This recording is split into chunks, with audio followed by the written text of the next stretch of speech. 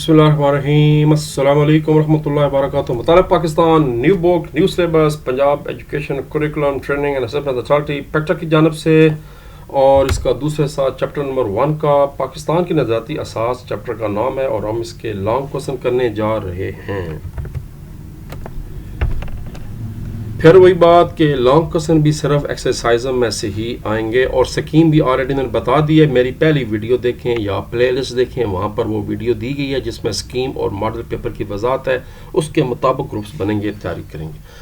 नज़रिया पाकिस्तान के माखज़ बयान करें, पेज नंबर 2 और 3। यानी वो कौन सी चीज़ें हैं जो नज़रिया को बनाती हैं। नज़रिया पाकिस्तान के माखज़ सबसे पहले फितरे का मज़हब। पाकिस्तान देखें एक नज़रियाती स्टेट है, उसकी सबसे बड़ी वजह यह है कि जो वह चीज़ जो कॉमन है हम सब के अंदर सबसे बड़ी, वो मज़हब है। चाहे आप पंजाबी हैं, सिंधी हैं, पठान हैं, बलोची हैं, कश्मीरी हैं, बरावी हैं, सराइकी हैं, बुनियादी जो चीज़ हम में मुश्तरक है वो मज़हब है सबसे पहले। तो मज़हब का फिर बता दें, और इसमें बता दें कि हिंदुओं ने पूरी कोशिश की, मुख्तलिफ तरीक़े चलाई, जैसे आर्य समाज थी, जैसे शुद्धि थी, ज़बरदस्ती हिंदू बनाना। इनका मकसद ये था कि गैर हिंदुओं को ज़बरदस्ती हिंदू बनाया जाए। फिर इस तरह कांग्रेसी वजारतों के दौर में भी उन्होंने मज़ीद कोशिश की कि मुसलमानों के मजहबी शनाख्त को ख़त्म की जाए, मगर वो इसमें कामयाब ना हो सके। तो मुश्तरका मज़हब बुनियादी चीज़ है। उसके बाद सियासी मकासद हैं, सिर्फ सिंधियों ने नहीं, सिर्फ बंगालियों ने नहीं, बल्कि बाकी जो पाकिस्तान में रहने वाली कौमें थीं, सब ने मिलकर कोशिश की। सबका जो सियासी मकसद एक था कि इस मुल्क को अंग्रेज़ों से आज़ादी दिलानी है, हिंदुओं से आज़ादी दिलानी है। तो ये दूसरे नंबर पे जो बुनियादी चीज़ आती है वो कॉमन पॉलिटिकल ऑब्जेक्टिव्स होते हैं। अब उसकी वजह देखिए, वो कह रहा है कि आबादी के लिहाज से मुसलमान बरसगीर में 25% तकरीबन थे। तो फिर हुकूमत में मुसलमानों को ऐसा इतना मिलना चाहिए था, मगर ऐसा होता नहीं था। तो फिर मुसलमानों को ये समझ आ गई कि भाई हमें तो अलहदा एक पहचान चाहिए। तालीमी मकासद, तीसरी बात, अंग्रेज़ों ने पूरी कोशिश की कि तालीमी मकासद को चेंज किया जाए, अंग्रेज़ी ज़बान पढ़ाई जाए, हिंदू को राइज किए जाए, इस पर अंग्रेज़ी ज़बान को मरकज़ी हैसियत दे दी गई। तो फिर ये भी एक मुस्लिम तशख़्ख़ुस जो है वो ख़तरे में पड़ गया। मुश्तरका माशी मकासद बुनियादी चीज़ होती है। 1857 की जंग के बाद आपको पता है कि अंग्रेज़ों की जो हमदर्दियाँ वो हिंदुओं और सिखों के साथ हो गई, क्योंकि उनका ख्याल था शायद मुसलमानों ने जो है ना बगावत की है। हालांकि मुसलमानों ने बगावत क्या करनी थी, मुसलमान तो यहाँ पर हाकिम थे पहले, तो उसकी वजह से फिर मुसलमानों को बहुत ज़्यादा माशी मसाइल का सामना करना पड़ा। तो हम बाकायदा आखिर में एक लॉन्ग क्वेश्चन भी करने जा रहे हैं कि वो क्या था। तो यहाँ पर ये बताना है, आखिरी बात बतानी है, सकाफती मकासद भी जो है ना बुनियादी, वो भी एक नज़रिए का जन्म लेते हैं। हिंदुओं ने कोशिश की कि उर्दू की जगह हिंदी को सरकारी ज़बान का दर्जा दिलाया जाए। चूँकि उर्दू अरबी रस्म ख़त में लिखी जाती थी, इसलिए इससे मुसलमानों के करीब तस्वर की जाता था। और हिंदी जो ज़बान है वो देवनागढ़ी स्टाइल में लिखी जाती है, आपने देखा होगा ऊपर नीचे करके लिखते हैं। लिहाजा हिंदू ने उर्दू की जगह हिंदी को सरकारी ज़बान दर्जा देने का मुतालबा किया।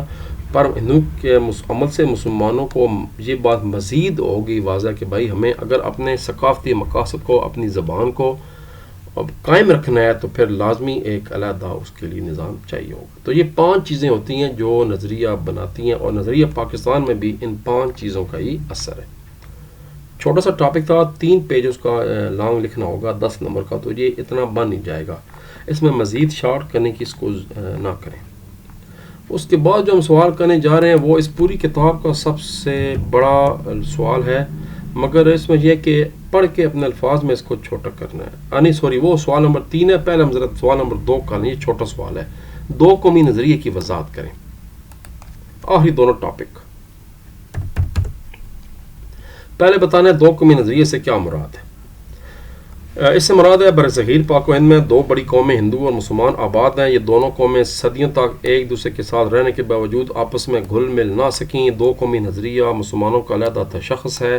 पाकिस्तान 2 कौमी नज़रिए की बुनियाद पर कायम हुआ। ये तो डेफिनेशन है कि 2 कौमी नज़रिए से क्या मुराद है, यहाँ तक लिखना है। उसके बाद अगला हेडिंग देना है, बरसगीर में इब्तदा कैसे हुई। मैं थोड़ी देर पहले आपको शॉर्ट क्वेश्चन नंबर 4 करा चुका हूँ, ये दोबारा लिख देना है इस हेडिंग के साथ। इसमें थोड़ा सा इजाफा भी करना है।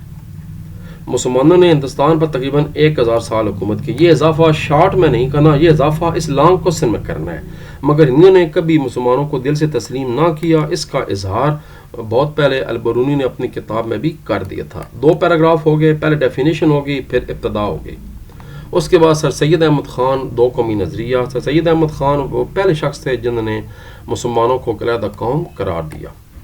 یہ بات بتانی ہے ایک لائن. اس کے بعد یہاں سے وجہ کیا ہوئی, کیوں قرار دیا. 1867 میں بنارس میں اردو ہندی تنازع ہوا, اور جس کے موقع پہ آپ نے واضح اعلان کیا کہ مسلمان اور ہندو الگ الگ قومیں ہیں. اس کے بعد انہوں نے مسلمانوں کی تعلیمی اور سیاسی میدان میں ترقی کے لیے جدوجہد کا آغاز کر دیا, بس کر دیا تک.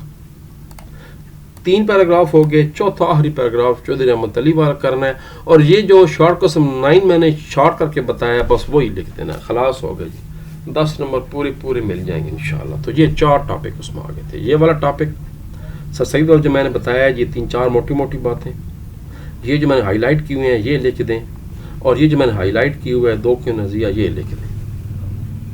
اب آپ کہیں گے سر یہ تو بہت چھوٹا ہے, تو بھائی ٹاپک بھی اتنی کتاب کے اندر ہے, اگر بڑا کر دی جائے پھر آپ کہتے ہیں سر بہت بڑا آپ نے نشان لگا دیا. اب اگر ٹاپک ہے ہی چھوٹا تو اسی کو لکھ دیں. اب جناب آ رہا ہے وہ سوال جس کا تھا انتظار, کتاب کا سب سے بڑا سوال. نظریہ پاکستان کے بنیادی اجزاء کا تجزیہ کریں. لو جی تجزیہ کرتے ہیں. پیج نمبر 4 نکالیں. پہلے اس کو کٹ مٹ کر کے فائدہ کوئی لکھنے کا, پھر کئی اہم چیزیں مس ہو جائیں گی. آپ یہاں سے شروع کریں گے. آپ پہلے بتائیں گے کہ نظریہ پاکستان کی جو بنیاد ہے اسلامی نظریہ حیات پر رکھی گئی ہے, جس کے بنیادی اجزاء مندرجہ ذیل ہیں. نمبر 1 عقائد. عقائد میں توحید, رسالت, آخرت, ملائکہ, الہامی کتابوں پر ایمان لانا شامل ہے. اس کے مجموعے کو ایمان کہتے ہیں. اس کے بعد بتا دیں کہ عقیدہ توحید سے کیا مراد ہے, علم سے باہر ہے یہاں تک. پھر ایک اور بتا دیں عقیدہ رسالت کا مطلب کیا ہے, یہ ہم شارٹ کوسچن کر چکے ہیں, یہ بتا دیں. پھر پوائنٹ نمبر 2 ہیڈنگ دے دیں عبادات کا. آپ کہہ دیں کہ توحید رسالت اسلام کا پہلا رکن ہے, دوسرا رکن نماز ہے. قرآن مجید میں کئی مقامات پر نماز کو مقررہ اوقات میں ادا کرنا فرض قرار دیے گا. ان الصلاۃ کانت علی المؤمنین کتابا موقوتا, بے شک نماز مسلمانوں پر مقررہ اوقات میں فرض کی گئی ہے. پھر اس کے بعد ہیڈنگ دے دیں. اب اس میں عبادات میں 2-3 باتیں اور بتا دیں کہ اسلام کو جو تیسرا رکن ہے وہ زکوٰۃ ہے. زکوٰۃ مالی عبادت ہے. ایک بات, اور یہ اسلام کے معاشی نظام کی مضبوطی کا ذریعہ ہے. بس اگلی بات.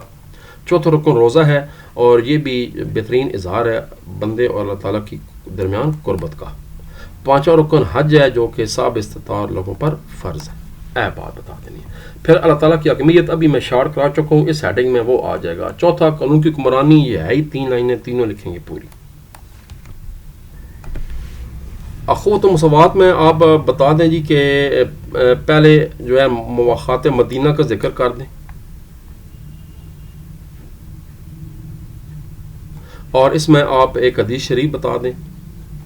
یہ والا پیراگراف پھر یہاں سے کر دیں. یہ پہلا بتا دیں کہ اخوت مساوات اسلام کا ایک اہم بنیادی جزو ہے, اور جس کی سب سے بڑی ایگزامپل مواخات مدینہ کے موقع پہ آئی تھی.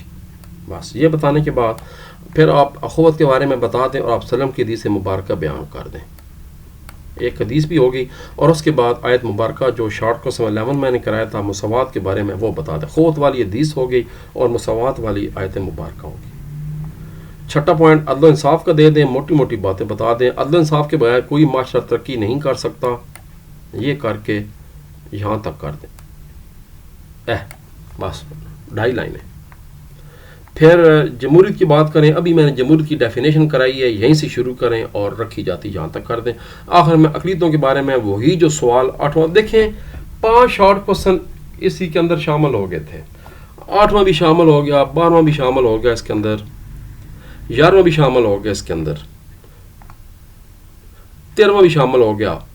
عقیدہ رسالت 5 شارٹ کوسچن شامل ہو گئے. تو آپ کے 5 شارٹ تو آٹومیٹیکلی تیار ہو گئے, تو انہی کو ملا کے ساتھ 3 ہیڈنگ اور دے کر 8 ہیڈنگ پورے بن گئے, ختم ہوگی بات. تو یہ صرف سوال کرنا تھا. اگلا سوال ہے جی, قائد اعظم رحمۃ اللہ علیہ اور علامہ اقبال رحمۃ اللہ علیہ کے ارشادات کی روشنی میں نظریہ پاکستان کا احاطہ کریں. یہ بھی میں تھوڑا سا اس کو آپ کو میں شارٹ کرا دیتا ہوں. موٹی موٹی باتیں اس کی کر لیتے ہیں. پہلے تو بتا دیں علامہ Iqbal page number 7 sorry page number 6 ہے پیج نمبر 7. یہ آپ پہلے بتائیں کہ علامہ اقبال برصغیر کے ان رہنماؤں میں سے ایک ہیں جنہوں نے مسلمانوں کو الگ ریاست کا تصور دیا اور شاعری کے ذریعے ان کو بیدار کیا. یہاں تک کیا تھا. اس کے بعد شارٹ نمبر 6 لکھ دیں پورا. آپ نے خطبہ الہ آباد میں مسلمانوں کو الگ ریاست بس وہ پورا لکھ دیں. آخر میں یہ 2 باتیں بتا دیں. یہ اب اپنے پاس سے نئی چیز لکھ دیں. یہ اب شارٹ کے لب ہے. بس ختم ہو گیا. یعنی چند لائنیں یہ بن جائیں گی. پھر ہیڈنگ دیں گے قائد اعظم کے ارشادات کی روشنی میں. پیراگراف کرنا ہے جو 2 قومی نظریے کے زبردست حامی تھے. انہوں نے فرمایا کہ قومیت کی جو بھی تعریف کی جائے وہ مسلمان اس تعریف کی روح سے الگ قوم ہیں. وہ اس بات کا حق رکھتے ہیں کہ اپنی الگ مملکت قائم کریں. یہ MCQ بھی ہم کر چکے ہیں. پھر قرارداد لاہور میں انہوں نے کیا ارشاد فرمایا یہ بتا دیں. 2 باتیں ہو گئیں. احمد آباد میں انہوں نے کیا کہا تھا 3 باتیں ہو گئیں. اور اکتوبر 1947 میں گھومتے پاکستان کے افسران سے کتاب پہ کیا فرمایا تھا 4 باتیں ہو گئیں. بس ختم. یہاں تک یہ 1 پیراگراف 2 پیراگراف 3 پیراگراف قرارداد لاہور والا اور 2 قومی نظریے کے بارے میں جو تعریف ہے وہ بتا دیں 4. علامہ اقبال کی آخری جو 2 لائنیں ہیں وہ بتا دیں. خطبہ الہ آباد والا شارٹ بتا دیں اور پہلی 1.5 لائن بتا دیں. بلے ہو جائے گا سوال. میاں آخری سوال جو ہے وہ مسلمانوں کی ان معاشی حالات کے بارے میں جو ان کو 1857 کی جنگ آزادی کے بعد صورتحال تھی. ہندوستان میں مسلمانوں کی معاشی اور سماجی محرومیوں کا تجزیہ کریں. Page number 4. ہم پڑھ چکے ہیں پہلے لانگ سوال میں کہ معاشی بھی ایک سماجی بھی بنیادی وجوہات میں سے ایک تھیں جو نظریہ پاکستان کے ماخذ تھے. یعنی یہ بھی جو حالات مسلمانوں پہ جو آئے نا تو اس سے بھی مسلمانوں کے اندر یہ بات آئی کہ بھائی ہمیں تو علیحدہ ہونا پڑے گا تب جا کے نظام چلے گا. ایسٹ انڈیا کمپنی قائم کی گئی 1600 میں. اب یہ MCQ آ سکتا ہے. MCQ میں نے بتا دیا ہے پوری کتاب میں سے کہیں سے بھی آئے گا. پھر جنگ آزادی 1857 میں ہوئی. اس کے بعد انگریزوں نے مسلمانوں کو اس جنگ کا ذمہ دار ٹھہرایا اور مسلمانوں کے ساتھ امتیازی سلوک روا رکھا. انہوں نے ان کی تعلیم پر پابندی لگا دی, ملازمت پر پابندی لگا دی, مذہبی رسومات پر پابندی لگا دی, کاروبار ختم کر دیا, مذہبی اداروں کو نشانہ بنایا, ثقافت ختم کر دی مسلمانوں کی, مسلمانوں کو ان کے عہدوں سے ہٹا دیا, زمینیں لے لیں, غربت بدحالی نے جنم لیا, ٹیکس لگا دیے بھاری عوام کے اوپر, سرکاری ملازمتوں سے بھی نکال دے گا, زرعی ٹیکس لگا دیے گئے, مقامی زراعت کو نقصان پہنچا. مسلمان زیادہ تر جو ہے نا وہ چھوٹا موٹا زراعت کرتے تھے. بڑا کاروبار ہندوؤں کے پاس تھا, نوکریاں زیادہ ہندوؤں کے پاس تھیں. مسلمانوں کو لے دے کے زمینیں تھیں وہ بھی ان سے چھین لی گئی. یہ دیکھیں لکھا ہوا ہے. انگریزوں نے ایک تو ٹیکس لگا دی, دوسرا مسلمانوں کی زمینیں چھین کر دوسری قوموں کو دے دی گئیں جس سے مسلمان کاشتکاری سے بنیادی ضروریات سے بھی محروم رہ گئے. پھر انہوں نے تجارتی مال کی نقل و حمل پہ بھی جگہ جگہ ٹیکس لگا دیے جس سے مسلمانوں کو بھی بہت نقصان اٹھانا پڑا. یہاں پر نیچے میں آپ لکھیں گے اپنے پاس ہے کہ یہ وہ وجوہات تھیں جس کی بنا پر مسلمانوں کو یہ سمجھ آنے لگی کہ بھائی اگر آپ نے سماجی اور معاشی طور پر مضبوط ہونا ہے تو پھر لازمی ایک علیحدہ مملکت کا وجود ضروری ہے. تو یہ بھی ایک نظریہ پاکستان کا سبب بنا. یہ جو واقعات تھے اصل میں یہ واقعات تب پڑھائے گئے. لو جی یہ تھا جناب ہمارا چیپٹر نمبر 1 اور انشاءاللہ اب اس کے بعد عید کی چھٹیاں آ رہی ہیں تو پیشگی عید مبارک. آج 23 تاریخ ہے, ابھی عید بنے گی 27 کو. عید کے فوراً بعد پھر میں چیپٹر نمبر 2 شروع کروں گا کیونکہ عید کی چھٹیاں ہوتی ہیں, پھر چھٹیاں ہوتی ہیں. تو چھٹی کے بعد جناب چیپٹر نمبر 2 شروع کریں گے اور تب تک کے لیے اجازت. اللہ تبارک و تعالی سب کامی اور ناصر ہو. درود شریف پڑھتے رہا کریں. کامیابی کی کنجی اللہم صلی علی سیدنا محمد وعلی آل سیدنا محمد بارک وسلم صلی اللہ علیہ. پاکستان زندہ باد. And Eid Mubarak. ہیپی عید انشاءاللہ. حج مبروک وسعین مشکور. کل عام وانتم بخیر.